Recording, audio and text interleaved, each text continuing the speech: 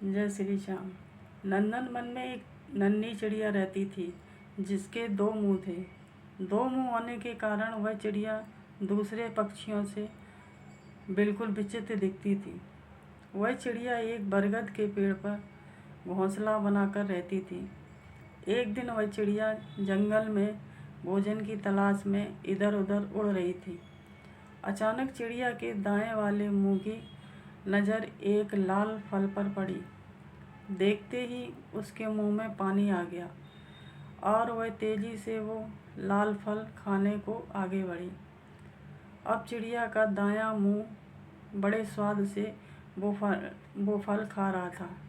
बायां मुंह बेचारा बार बार दाएं मुंह की तरफ देख रहा था कि ये मुझे भी खाने को दे, लेकिन दायां वाला चुपचाप मस्ती से फल खाए जा रहा था।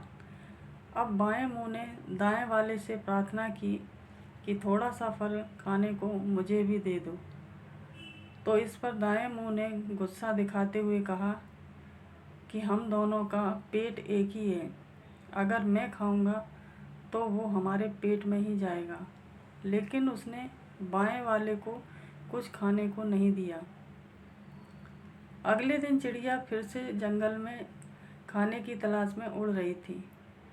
तभी बाएं मुंह की नज़र एक अद्भुत फल पर पड़ी जो बहुत चमकीला था। वह तेज़ी से उस फल की तरफ लपका। अब जैसे ही वो फल खाने को हुआ, तुरंत पास बैठे एक कौवे ने चेतावनी दी कि इस फल को मत खाओ, ये बहुत जहरीला है। ये सुनकर दायां मुंह भी चौंका और बाएं से प्रार्थना की कि इस फल को मत खाओ, ये हमारे लिए बहुत खतरनाक साबित होगा। लेकिन बाएं मुंह को तो दाएं से बदला लेना था।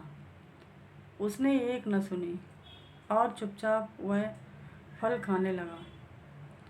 कुछ ही देर में चिड़िया का शरीर मृत होकर जमीन पर गिर पड़ा।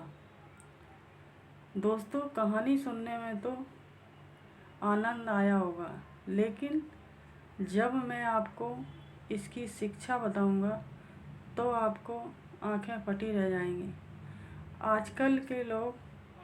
आजकल के माहौल में देखा जाता है कि एक ही परिवार के लोग एक दूसरे से ईर्ष्या करते हैं, एक दूसरे से दुश्मनी रखते हैं, लेकिन जब भी वह एक दूसरे को नुकसान पहुंचाने का सोचते हैं या एक दूसरे से बदला लेने का सोचते हैं तो नुकसान पूरे परिवार का ही होता है।